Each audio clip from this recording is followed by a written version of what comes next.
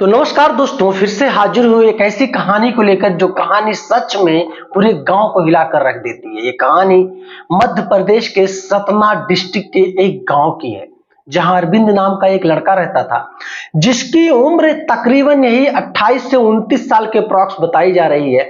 जब ये इंटरमीडिएट में ही था तभी इसने पढ़ाई लिखाई का काम छोड़ दिया था। पढ़ना तो ये चाहता था, लेकिन माँ और बाप की गरीबी और मजबूरी को देखकर ये पढ़ नहीं पाया।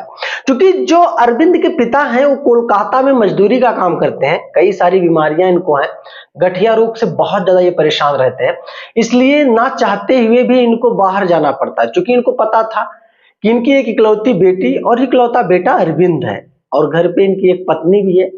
तो इनको जिम्मेदारियां बहुत संभालनी थी। इनको ज्यादा जिम्मेदारी ये सता रही थी कि इनकी बेटी, जिसका ग्रेजुएशन का लास्ट ईयर चल रहा है, अगर इसकी शादी ये नहीं कर पाए अपने जीते जागते हुए, तो इनके ऊपर एक कलंक, एक दाग रह जाएगा। बस इसी कलंक और दाग को मिटाने के चक्कर में, चाहे गठिया की बीमारी हो या लीवर की बीमारी हो, इनको ये रात दिन मेहनत करते थे और बाहर मजदूरी का काम कोलकाता में करते थे। अरविंद नहीं चाहता था कि मेरे पिताजी इस मजबूरी में, इतनी बीमारी की समस्या में भी काम करने जाए। कई बार अरविंद अपने पापा से यह भी कहता था, पिताजी आप घर पे ही बैठ जाओ, क्यों बेमतलब परेशान हो, आप मत परेशान हो, मैं कुछ भी करके घर चला लूंगा, आप घर पे रहो, सब कुछ देखो, महीने का 10-12 हजार कहीं भी मुझे मिल जाएगा। उसके पिता कहते हैं, देखो बेटा, तुमको अगर नहीं पढ़ना लिखना है मत पढ़ो लिखो, मुझे इससे मतलब नहीं। जब तुम पढ़ना ही नहीं चाहते तो दबाव बनाकर मैं तुमको पढ़ा नहीं पाऊंगा। अगर तुम पढ़ना चाहते तो मैं अपना खून भी बेच के तुमको पढ़ा देता, लेकिन जब तुम्हारा पढ़ाई में ही मन नहीं लग रहा है तो मैं कितना कोशिश करूं, तुम पढ़ नहीं पाओगे। तुम काम कोई सीखना चाहो, कुछ करना चाहो, दुकान करना चाहो, जो भी कुछ करना चाहो तुम कर सकते हो, तुम मेरे इकलौते संतान हो। बस मुझे एक जिम्मेदारी ज्यादा खाई जा रही है, मेरी इस बेटी की। ये भी बड़ी हो गई, इसकी उम्र 24 साल हो गई है। इसकी शादी मुझे जल्द से जल्द 1-2 साल के अंदर करना है, चाहे कुछ भी हो जाए।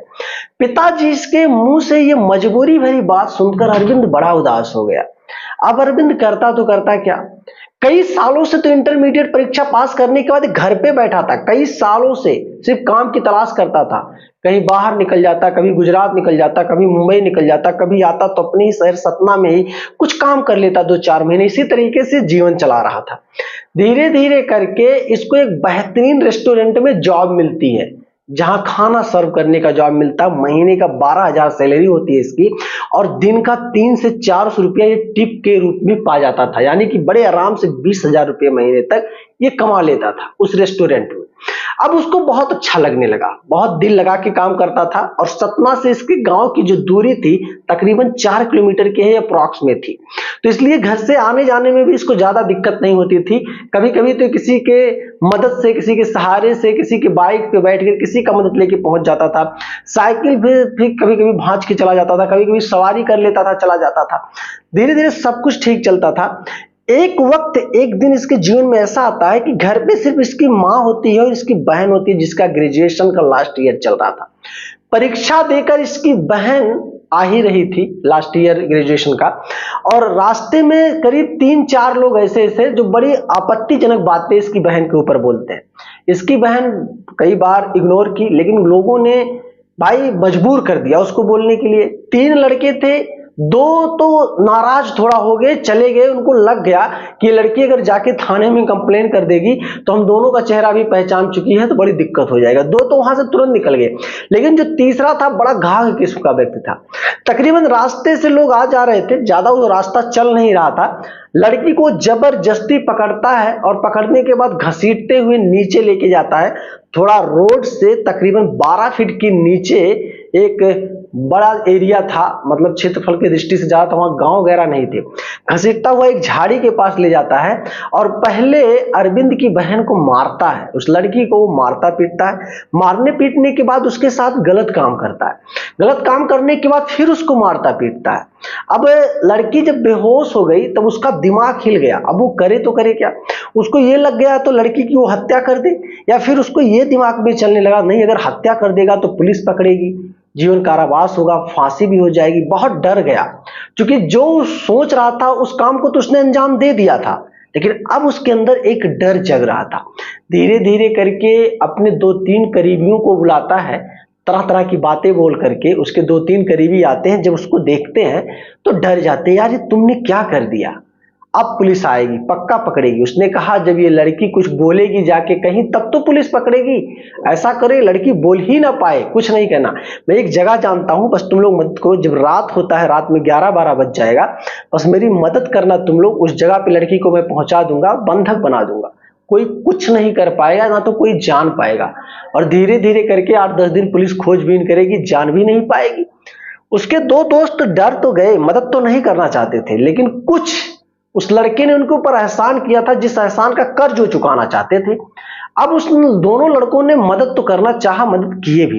इधर अरविंद के घर पे तलाश जारी है, अफरा तफरी मची हुई, लोग परेशान है, हैरान है, आखिर गई कहां। अरविंद के पास भी फोन जाता है, वो भी आता है, थाने में जाता है, पुलिस के पास कंप्लेन।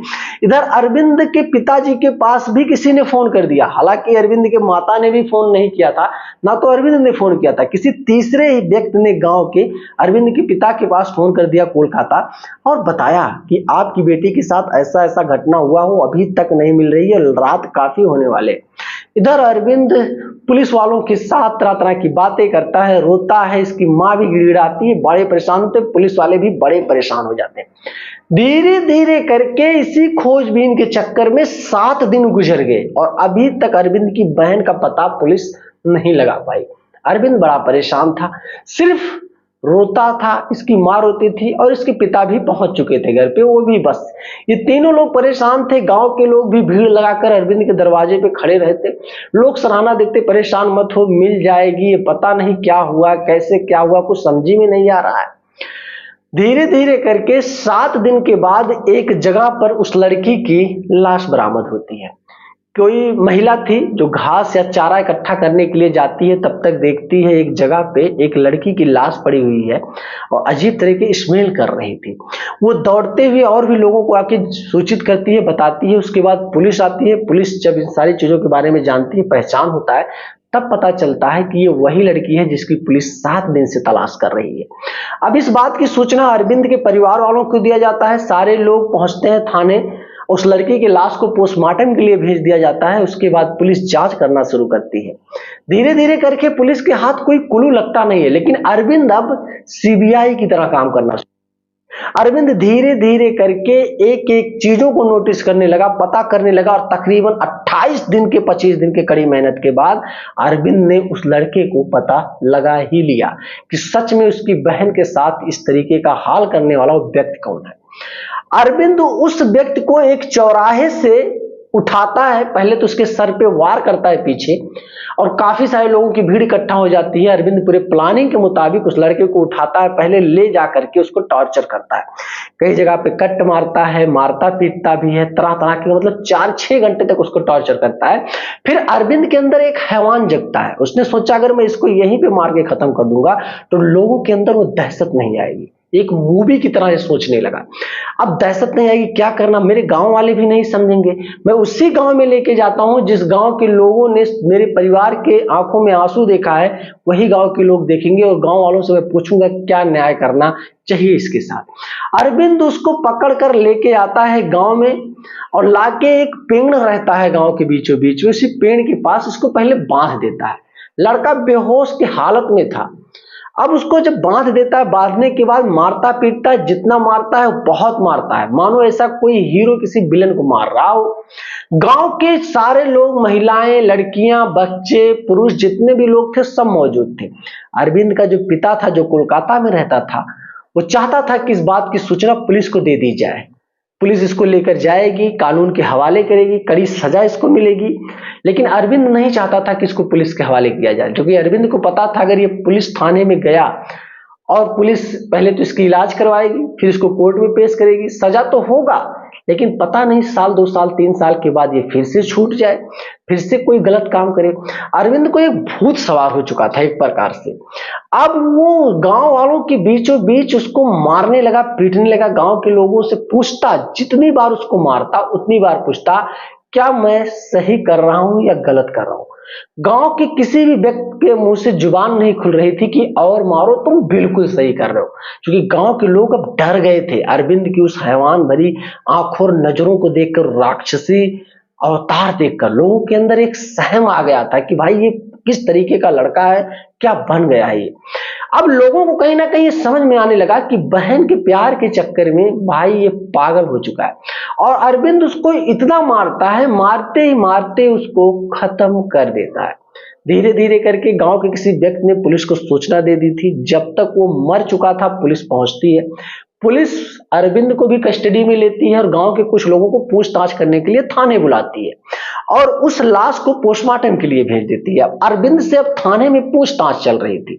अरविंद से थाना इंचार्ज ने और भी पुलिस वालों ने और भी बड़े प्रशासनिक अधिकारियों ने यही सवाल किया, अगर तुमको इसका पता चल गया था तो तुम क्यों कानून को अपने हाथ में लिए? तुमको हम लोगों को सूचना देना चाहिए था। हम लोग भी कड़ी मेहनत किए इसको ढूंढने के लिए और आज भी तक इसको ढूंढ रहे हैं। ऐसा मत समझो हम लोग हाथ पे हाथ रख के बैठे। अरविंद कई सारे सवाल पुलिस वालों से करता है, जिन सवालों का जवाब उन पुलिस वालों के पास होता नहीं है। पुलिस वाले कहते हैं तुम ज्यादा होशियार बनने की कोशिश कर रहे हो, अब तुम कानून की नजरों में एक मुलजिम बन चुके हो, कानून तुमको भी सजा देगी, क्या करोगे? तुम 302 के मुलजिम बन चुके हो। अरविंद सीधा कहता है साहब कुछ भी हो, चाहे तत्काल मुझे फांसी का आदेश हो जाए, मुझे फर्क नहीं पड़ता। मेरे दिल को जो तसल्ली, जो खुशी मिली है उस खुशी, उस तसल्ली के बारे में बता नहीं सकता।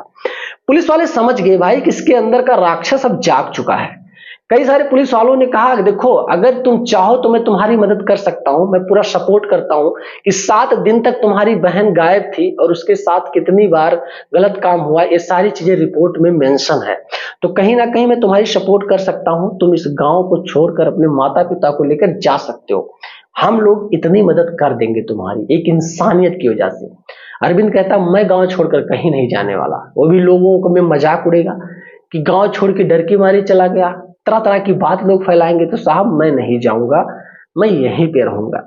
पुलिस वाले बड़ा अफसोस में हो गए कि आखिर इस लड़के को बचाया कैसे जाए। पुलिस वाले तो पूरा सोच रहे थे कि इसको बचा लिया जाए किसी तरीके से, लेकिन बचाने का कोई गुंजाइश नहीं दिख रहा था। अब धीरे धीरे करके प्रशासनिक अधिकारियों ने बहुत सारे दिमाग लगाए, बहुत सारी चीजों के बारे में बताया कि इस जो एक केस है, अगर कोई गवाही ही ना दे, कोई अपना मुंह ही ना खोले, तो शायद अरविंद को कोई सजा हो ही ना। पुलिस वाले काफी कोशिश किए, धीरे धीरे करके आखिर में पुलिस वाले अपने उस सोच पर मुकाम पा गए। पुलिस वालों ने अरविंद को बचाने की पूरी कोशिश किया और बचा भी लिया मेरे दोस्त। अरविंद को कोई भी सजा नहीं हुआ। सैल्यूट है ऐसे प्रशासन, ऐसे पुलिस वालों की मेरे दोस्त। बहुत कम समाज में ऐसे लोग मिलते हैं। हालांकि अगर कानून के नजरिए से देखा जाए तो अरविंद एक बहुत बड़ा गुनाह कर चुका था, लेकिन अगर उसके परिवार, उसकी बहन को एक बार देखा जाए तो अरविंद ने कोई गुनाह नहीं किया था। जो घटना उसकी बहन के साथ हुआ था, शायद दुनिया के किसी भी भाई की बहन के साथ वो घटना घटित होता तो एक भाई वही काम करता जो अरविंद ने किया था। मेरे दोस्तों ये कहानी जब मैंने किसी के माध्यम से सुनी, ना तो मैंने कहीं पढ़ी है ना तो लिखी है, इस कहानी में कितनी सच्चाई है कितनी झूठ है शायद मुझे तो नहीं पता, लेकिन दिल को दहला देने वाली, एक अच्छी सीख देने वाली ये कहानी सुनी तो मुझे लगा जागरूकता के माध्यम से ये कहानी मुझे आप तक पहुंचानी चाहिए मेरे दोस्त, ताकि आपके अंदर जागरूकता आए, बहुत कुछ सीखने को मिले। तो आज की ये कहानी जो मैं आपको बता रहा हूं, जागरूकता का माध्यम ये है मेरे दोस्त। एक सीखने वाली बात ये है कि आज के समय में घटना किसी के भी परिवार के साथ घटित हो सकता है, कुछ भी हो सकता है, एक पल का समय नहीं है किसके परिवार के साथ क्या हो जाए। तो अगर ऐसी कोई घटना होता है, अपराधी को आप पाते हो, तो अपना हाथ गंदा मत करो। कानून उसके लिए बैठा है, सजा देगा। अगर आप जी जान लगाकर उसके पीछे लग गए और बढ़िया से पैरवी कर दिए मुकदमे की, तो उसको दुनिया की कोई ताकत नहीं बचा पाएगा। हालांकि जो भी कुछ राय होगा कमेंट बॉक्स में आप कमेंट जरूर करना, और अरविंद के लिए 2 शब्द जरूर कहना, क्या उसने सही किया या गलत। कमेंट बॉक्स खुला है दोस्त, कमेंट जरूर करना। वीडियो पसंद आए तो लाइक कर लेना, और चैनल पे नए हो दोस्त तो सब्सक्राइब कर लेना। मिलूंगा फिर एक शानदार से कॉन्सेप्ट को लेकर, तब तक के लिए जय हिंद।